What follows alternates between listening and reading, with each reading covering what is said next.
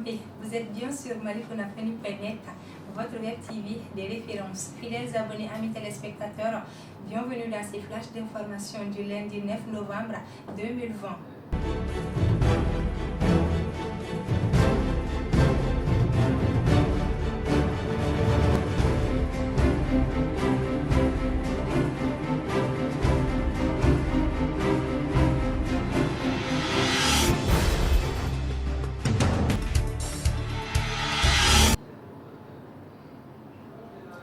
L'imam Mahmoud Diko, décoré par Forum Libre comme État homme de l'année 2020. C'était le samedi 7 novembre dernier au Centre international de conférence de Bamako. La cérémonie de remise des trophées s'est tenue en présence de nombreuses personnalités.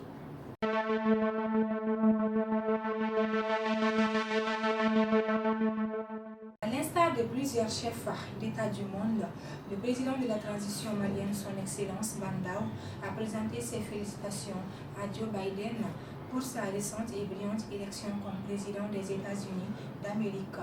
Dans un communiqué, le président Bandao dira que le Mali et les États-Unis entretiennent d'importantes relations de coopération économique et militaire que le gouvernement de transition a à cœur de consolider. Pour la sécurisation et l'intégrité de son territoire, le peuple malien saura encore compter sur l'accompagnement constant et bienveillant du peuple et du gouvernement américain, a-t-il indiqué.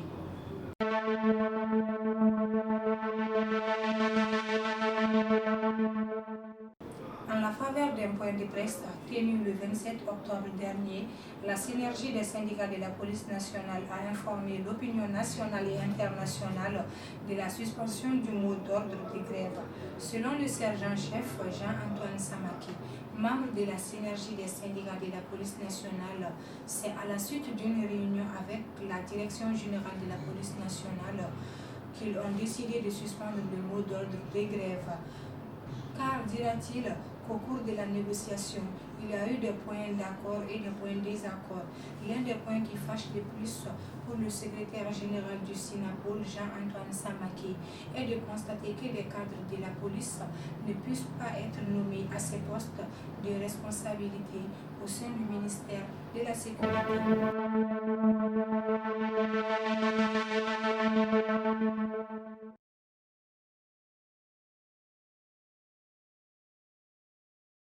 Le samedi 31 octobre dernier, aux environs de 8 heures, les hommes du commissaire principal Santigui Kamisoko du commissariat du 9e arrondissement ont mis hors d'état de nuire un grand escroc à Wenzemboukou, à Sebeni Koro.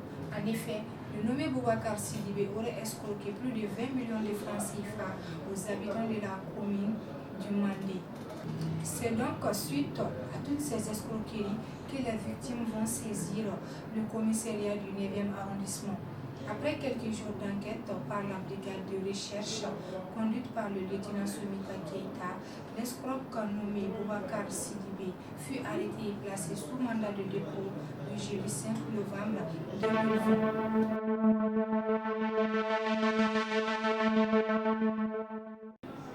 Fin du forum de Nioro qui s'est tenu 3 jours durant entre les autorités administratives, politiques, les notables, les représentants communautaires et religieux, débuté le 5 novembre en présence de 4 ministres. Ce forum de Nioro avait pour but de tenter de trouver une issue au conflit intercommunautaire meurtrier qui oppose la communauté Peul aux chasseurs traditionnels d'Onso dans la région de Ségou. On retiendra qu'au sortir de ce forum, il a été promis de désarmer tous les détenteurs illégaux d'armes, d'assurer la protection des personnes et de leurs biens et de multiplier les centres de concertation intercommunautaire. Selon certains participants à ce forum, il y a eu un changement, car les ministres, à leur dire, veulent sortir de la logique des milices. En marge du forum, les représentants de la communauté Peul et les nombreux chasseurs d'Onso se sont retrouvés tête à tête pour fumer le calumet de la paix et enterrer la hache de guerre.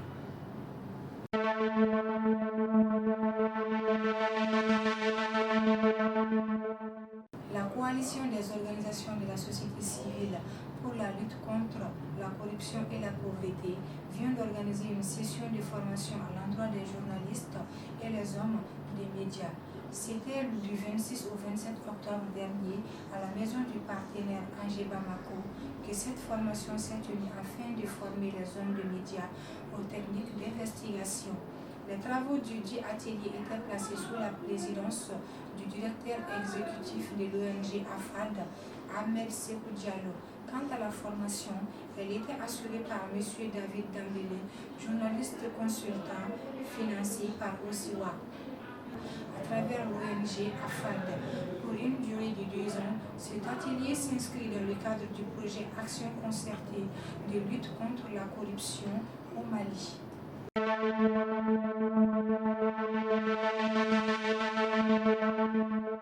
En Côte d'Ivoire, suite aux rumeurs sur les réseaux sociaux faisant état du décès de l'opposant Affi Guessin, la police ivoirienne est sortie de son silence pour démentir. Rappelons que le porte-parole de l'opposition avait été arrêté ce week-end à la frontière ivaro-ghanéenne. Dans une déclaration, le porte-parole de la police nationale a informé l'opinion nationale et internationale que M. Pascal Affi Guessin, interpellé dans la nuit du 6 au 7 novembre 2020, se porte bien et n'a fait l'objet d'aucun acte de torture. Dans une vidéo, l'intéressé lui-même assis dans un fauteuil gris, vêtu d'un t-shirt noir et un pantalon noir, a affirmé qu'il se portait bien et l'elle est bien vivant.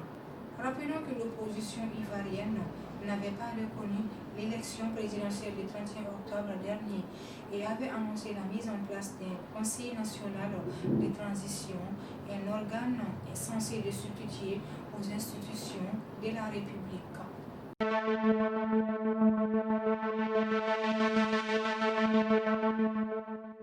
Fidèles abonnés, amis téléspectateurs de Malipourlafoni.net, c'était Fatoumata Poulivaly, votre flash d'information du lundi 9 novembre 2020.